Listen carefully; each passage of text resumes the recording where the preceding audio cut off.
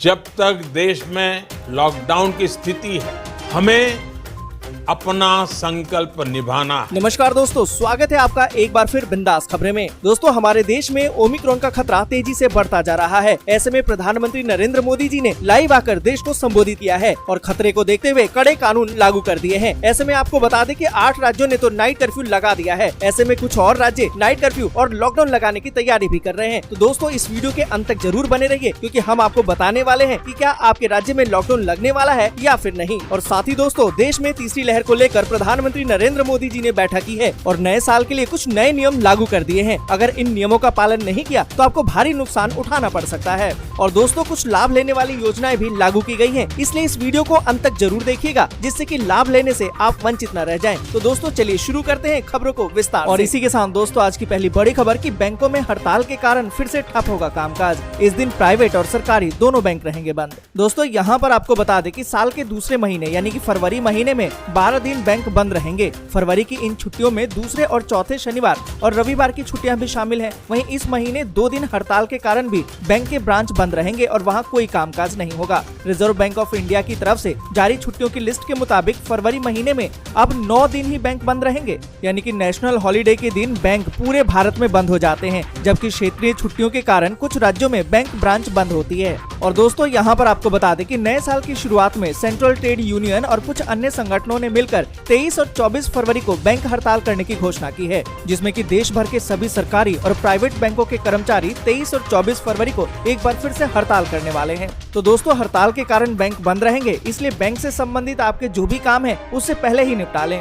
और इसी के साथ दोस्तों, अगली बड़ी खबर कि हर महीने पाना चाहते हैं 5,000 रूपए की पेंशन, तो जल्दी से करें आवेदन। अब तक 3 करोड़ 75 लाख लोग इससे जुड़े। यहाँ पर दोस्तों, आपको बता दें कि हर व्यक्ति अपने बुढ़ापे में आराम की जिंदगी बिताना चाहता है। ऐसे में हर कोई पहले से ही अपने बुढ़ापे के लिए तैयारी शुरू कर देता है। अगर आप भी अपने रिटायरमेंट के बाद एक सिक्योर लाइफ चाहते हैं, तो इसके लिए आपको ज्यादा चिंता करने की अब जरूरत नहीं है। आप भी सरकार की अटल पेंशन योजना में पैसा लगा सकते हैं। इसमें 5,000 रूपए महीने की पेंशन मिलती है। दोस्तों, आपको बता दें कि अटल पेंशन योजना एक सरकारी योजना है। अटल पेंशन योजना में असंगठित क्षेत्रों में काम करने वाले लोगों को ध्यान में रखते हुए इसे लॉन्च किया गया था। बाद में इसका दायरा बढ़ाकर सभी के लिए कर दिया गया। पर आपको बता दें कि जिनकी उम्र 18 से 40 वर्ष है, वही इसका लाभ उठा सकता है। और इसी के साथ दोस्तों, अगली बड़ी खबर की कोरोना मरीजों के लिए गुड न्यूज। भारत में पहला नेजल स्प्रे लॉन्च, DCGI से मिली मंजूरी।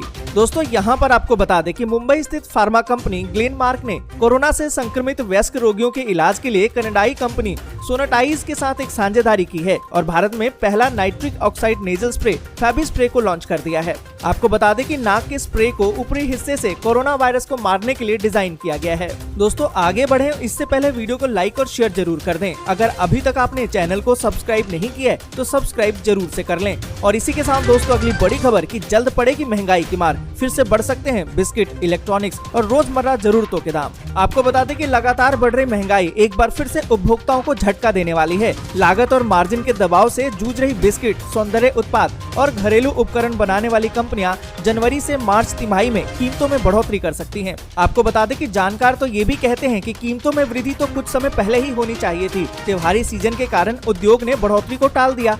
हालांकि कमोडिटी की महंगाई बढ़ने के कारण इस तिमाही में बिस्किट, इलेक्ट्रॉनिक्स और रोजमर्रा जरूरतों की अन्य वस्तुओं के दाम करीबन 5% तक बढ़ सकते हैं। कीमतों में वृद्धि अलग अलग हो सकती है, क्योंकि कुछ कंपनियां पहले ही दाम बढ़ा चुकी हैं और कुछ कंपनियां वृद्धि करने वाली हैं। और इसी के साथ दोस्तों, अगली बड़ी खबर की SBI का अलर्ट। SBI में है आपका अकाउंट तो तुरंत कर लें ये काम, नहीं तो बंद हो सकती है बैंकिंग सर्विस। दोस्तों, यहाँ पर आपको बता दें कि अगर आपका account state bank of India यानी कि SBI में है, तो ये खबर आपके लिए बहुत ही जरूरी है, क्योंकि हो सकता है कि SBI में आपका खाता बंद हो जाए। इसलिए अपना खाता चालू रखने के लिए आप जल्दी से जल्दी अपने आधार को पैन से लिंक करवा लें। स्टेट बैंक ने अपने ट्विटर हैंडल से एक ट्वीट भी किया है। दोस्तों, आपको बता दें कि स्टेट बैंक ऑफ इंडिया ने अपने ट्वीट में कहा है कि अगर खाता धारक अपने पैन कार्ड को आधार से 31 मार्च 2022 तक लिंक नहीं कराते हैं, तो इसके आगे बैंकिंग सेवाओं का लाभ लेने में उन्हें समस्या आ सकती है। सेवाओं को पूरी तरह से ठप किया जा सकता है। तो दोस्तों, अगर आपका अकाउंट भी SBI यानी कि स्टेट बैंक ऑफ इंडिया में है, तो आप ये काम जल्दी से करवा लें। 31 मार्च का इंतजार बिल्कुल भी ना करें। और इसी के साथ दोस्तों, अगली बड़ी खबर की दिल्ली के एम्स अस्पताल में अब भर्ती होने और सर्जरी से पहले नहीं कराना होगा कोरोना का टेस्ट। जी हाँ दोस्तों, बिल्कुल सही सुना आपने। देश में जहां कोरोना मामलों में लगातार गिरावट देखी जा रही है, वहीं अब अस्पताल में भर्ती होने से पहले कोरोना की जांच अनिवार्य नहीं होगी। दरअसल एम्स दिल्ली ने अस्पतालों में भर्ती होने और सर्जरी से पहले नियमित कोविड-19 परीक्षण को बंद करने की घोषणा कर दी है। और इसी के साथ दोस्तों अगली बड़ी खबर की 26 अप्रैल से होंगे 10वीं और 12वीं के सीबीएसई एग्जाम। दोस्तों यहाँ पर आपको बता दें कि केंद्रीय माध्यमिक शिक्षा बोर्ड के 10वीं और 12वीं के सेकंड टर्म के एग्जाम 26 अप्रैल से होंगे। हालांकि 10वीं और 12वीं की परीक्षाओं की डेट शीट बाद में आएगी। और दोस्तों आपको बता दें कि सीबीएसई ने अभी 10वीं और 12वीं के टर्म पहले की बोर्ड की परीक्षाओं के रिजल्ट अभी जारी नहीं किए हैं। बताया तो ये जा रहा है कि सीबीएसई जल्द ही टर्म 1 के बोर्ड की परीक्षाओं के रिजल्ट जारी कर सकती है। और इसी के साथ दोस्तों अगली बड़ी खबर की 1 करोड़ से ज्यादा किशोरों को लगी है दोनों डोज, बोले केंद्रीय मंत्री मनसुख मंडाविया। दोस्तों यहाँ पर आपको बता दें कि कोरोना महामारी के खतरे के बीच एक राहत भरी बड़ी खबर सामने आई है। केंद्रीय मंत्री मनसुख मंडाविया ने जानकारी दी है कि 1 करोड़ से ज्यादा 15 से 18 साल के लोगों को कोरोना की वैक्सीन की दोनों डोज लग चुकी है। इस बीच बीते 24 घंटे में कोरोना के 71,000 से ज्यादा नए मामले भी सामने आए। और इसी के साथ दोस्तों अगली बड़ी खबर कि दिल्ली में 17 फरवरी से खुल जाएंगे दिल्ली यूनिवर्सिटी। छात्रों के प्रदर्शन के बाद डीयू प्रशासन ने किया ऐलान। आपको बता दें कि कोरोना संक्रमण की वजह से बंद हुई दिल्ली यूनिवर्सिटी 17 फरवरी से फिर से खुल जाएगी। आपको बता दें कि दिल्ली विश्वविद्यालयों को खोलने के लिए छात्र प्रदर्शन कर रहे थे। उन्हीं से बातचीत के बाद प्रॉक्टर ने विश्वविद्यालय को खोलने की तिथि का ऐलान किया। और इसी के साथ दोस्तों काम की बात, अगर खो गया है आपका वोटर आई कार्ड तो ना हो परेशान। आधार और पैन समेत 11 डॉक्यूमेंट्स दिखाकर आप डाल सकते हैं वोट। दोस्तों यहाँ पर आपको बता दें कि 5 राज्यों में विधानसभा चुनाव के लिए 7 चरणों में मतदान होगा। पहले चरण का मतदान आज यानी कि 10 फरवरी को होना है।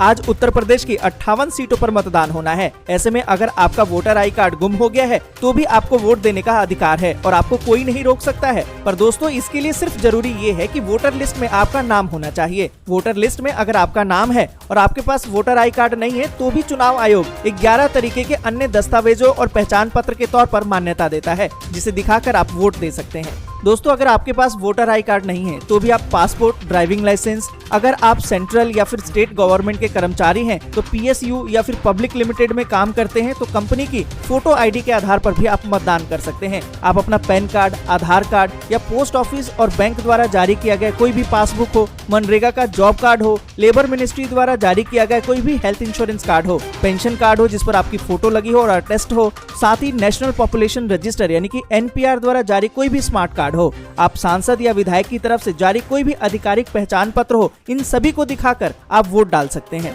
तो दोस्तों आप इनमें से किसी को भी दिखाकर मतदान कर सकते हैं यानी कि वोट डाल सकते हैं। और इसी के साथ दोस्तों अगली बड़ी खबर की पेटीएम का गजब ऑफर, यूपीआई ट्रांसफर पर मिल रहे 100 रुपए का कैशबैक। दोस्तों यहाँ पर आपको बता दें कि आप भी पैसों के लेन देन के लिए पेटीएम का यूज करते हैं तो आपके लिए खुशखबरी है। दरअसल कंपनी अपने यूजर्स के लिए बम्पर कैशबैक ऑफर कर रही है। आपको बता दें कि पेटीएम ने 6 से लेकर 20 फरवरी 2022 तक होने वाले पेटीएम इंडिया बनाम वेस्ट इंडीज वनडे और T20 मैचों के दौरान यूपीआई मनी ट्रांसफर पर कैशबैक और अन्य पुरस्कारों की घोषणा की है। इनमें पेटीएम यूपीआई के जरिए मनी ट्रांसफर करते हैं तो उन्हें 100 रुपए तक का कैशबैक मिल सकता है।